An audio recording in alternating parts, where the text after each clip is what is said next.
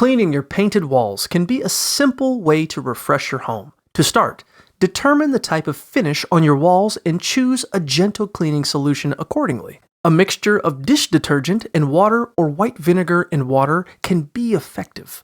Always use a soft sponge to avoid damaging the paint. Begin at the top left corner and work your way down, making sure to wring out the sponge as needed. For flat and eggshell finishes, avoid harsh chemicals and start with the mildest cleanser. Perform a spot test before using any new cleaning solution. For tough stains, a mixture of ammonia, vinegar, baking soda, and water can be used, but always test in an inconspicuous area first. Gloss and semi-gloss walls can handle mild degreasers, especially in kitchens. Finish by air drying your walls to prevent streaks, and choose a warm day if possible for washing.